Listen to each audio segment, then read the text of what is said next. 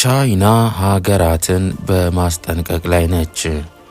ሰላም እንዴት ናችሁ? የትሩ ኢትዮ ቻናል ተከታታዮች ባላችሁበት ሁሉ ሰላምና ጤና ይብዛላችሁ። አሁናዊ ዜና ይዘንላችሁ መጥተናል። አብራችሁን ቆዩ። ይህን ቻናል ሰብስክራይብ በማድረግ አዳዲስ ዜና ወደ እናንተ እንዲቀርብ ማድረግ ይችላሉ። መጨረሻ ላይ ያስቀመጥንላችሁ ዜና በጣም ጠቃሚ ስለሆነ እስከ መጨረሻው አብራችሁን ይቆዩ። ቻይና ዶናልድ ትራምፕ የጣሉትን ታሪፍ ተከትሎ አገራት ከአሜሪካ ጋር በሚያደርጉት የንግድ ድርድር ወቅት አሜሪካን የምትፈልገውን በማድረግ ለማስደሰት እንዳይሞክሩ አስጠነቀቀች። የቻይና የንግድ ሚኒስትር ቃል አቀባይ ማስጠንቀቂያውን የሰጡት ዋሽንግተን መንግስታት ወደ አሜሪካ የሚልኳቸው ምርቶች ከቀረጥ ነፃ እንዲሆኑላቸው ከቤጂንግ ጋር በሚያደርጉት የንግድ ልውውጥ ላይ ጫና ለመፍጠር ማቀዷ ከተሰማ በኋላ ነው። የትራምፕ አስተዳደር ከንግድ አጋሮች ጋር ታሪፍን በተመለከተ ንግግር መጀመሩ ተገልጿል። ትራምፕ በጥር ወር ስልጣናቸውን ከተረከቡ በኋላ ከቻይና የሚገቡ ምርቶች ላይ ከፍተኛ ታሪፍ የጣሉ ሲሆን ሌሎች በርካታ የዓለም ሀገራትም ታሪፍ ተጥሎባቸዋል። የቻይና የንግድ ሚኒስትር ቃል አቀባይ ለማስደሰት የሚደረግ ጥረት ሰላምን አያመጣም፣ እንዲሁም ማመቻመች ክብርን አያቀዳጅም ብለዋል። ቻይና ሁሉም አካላት ከፍትሐዊነት ጎን መቆም እንዳለባቸው ታምናለች። እንዲሁም ዓለም አቀፍ የምጣኔ ሀብትና የንግድ ሕጎች እንዲሁም የአገራት የንግድ ስርዓትን መከላከል አለባቸው ሲሉም ገልጸዋል።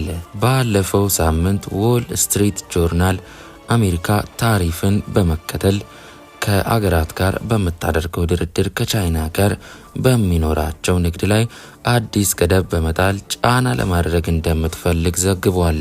ወደሚቀጥለው ዜና ስናመራም በግል ጥረታችን ስራ አግኝተን ወደ ውጭ ሀገር ለመሄድ አስፈላጊውን ዶክመንት ብናሟላም መንግስት ከሀገር እንዳንወጣ ከልክሎናል። የስራ አጥ ወጣቶች አንደበት።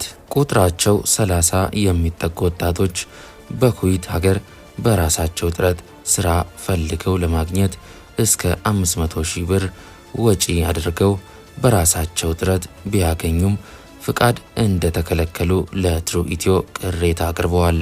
በመጨረሻም ለጉዞ ያስፈልጋል የተባለውን QR ኮድ ለመጠየቅ ወደ ሰራተኛ ማህበራዊ ሚኒስቴር ቢሄዱም ጉዞው ታግዷል ተብለናል ብለዋል። QR ኮዱ አስፈላጊው ዶክመንቶች መሟላታቸውን አረጋግጦ በኦንላይን ላይ ከተጫነ በኋላ የሚሰጥ ሲሆን ኤርፖርት ላይ ኢሚግሬሽን አስፈላጊውን ዶክመንት መያዛቸውን የሚያረጋግጥበት ነው። ይህን አገልግሎት ለማግኘት 20,000 ብር ክፍያ ይጠይቃል። በጅማ ዩኒቨርሲቲ ባለፈው ዓመት የማዕረግ ተመራቂ እንደነበር እና ስሙ እንዳይጠቀስ የፈለገው ወጣት ላለፉት 8 ወራት በሀገር ውስጥ ስራ ለማግኘት ቢሯሯጥም ስራ የማግኘት እድሉ ጠባብ እንደሆነበት ይናገራል። በዚህም በኩዌት ሀገር የሚኖር ዘመዱ ስራ እንዳገኘለትና መንጃ ፍቃድ ያስፈልግ ስለነበር እሱን ጨምሮ የጉዞ ዶክመንቶችን ለማሟላት ከ500,000 ብር በላይ መጨረሱን ይገልጻል። በመጨረሻም ከሰራተኛ ማህበራዊ ሚኒስቴር በኩል ያስፈልጋል የተባለ QR ኮድ ለማስደረግ ወደ ሚኒስቴሩ ቢሄድም እሱን ማድረግ እንደማይችል እንደተነገረው ለትሩ ኢትዮ ተናግሯል።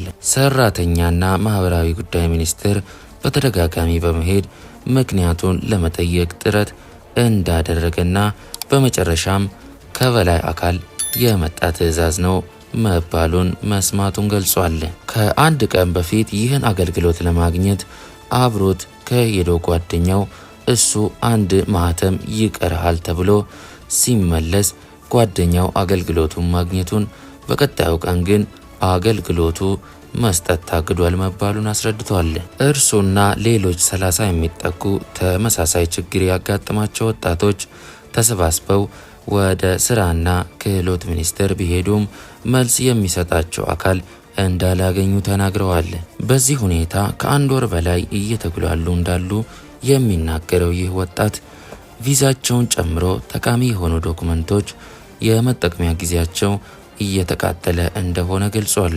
አብረዋቸው ሲጠይቁ ከነበሩት ውስጥ አንዳንዶቹ ተስፋ በመቁረጥ በህገ ወጥ መንገድ በጀልባ ከሀገር እየወጡ ነው ሲል ያስረዳል። በተመሳሳይ ምክንያት ስሙ እንዳይጠቀስ የፈለገ አንድ ወጣት በግል ጥረቱ ወደ ኩዌት ሀገር ለመሄድ አስፈላጊ ለሚባሉ ዶክመንቶች ግማሽ ሚሊዮን ብር የሚሆን ወጪ ማውጣቱን ገልጾልናል። በመጨረሻም ኪዋር ኮዱን ለማግኘት ወደ ሰራተኛና ማህበራዊ ጉዳይ ሚኒስቴር ሲሄድ ጉዞው ታግዷል መባሉን ለትሩ ኢትዮ ተናግሯል። ጉዳዩ ይመለከተዋል ወደ ተባለው ጉዞው እንዲታገድ አቅጣጫ ሰጥቷል ወደ ተባለው የስራና ክህሎት ሚኒስቴር ትሩ ኢትዮ ደውሎ ነበር። በህዝብ ግንኙነት ሰራተኞች በኩል መልስ ለሚሰጠው አካል ጥያቄ ቀርቦ ከዛም ጥያቄው ማን መመለስ እንዳለበት ሰው ይመደባል በተባለ ነው መሰረት ጥያቄውን በጽሁፍ ብናቀርብም ከሚኒስቴሩ በኩል ምላሽ ማግኘት አልተቻለንም። ትሩ ኢትዮ በሚኒስቴሩ በኩል ምላሽ የሚሰጥ ከሆነ ለማስተናገድ ዝግጁ መሆኑን ይገልጻል። ውድ አዳማጮቻችን ለዛሬ ይዘንላችሁ የመጣነው ዜና ይህን ይመስል ነበር።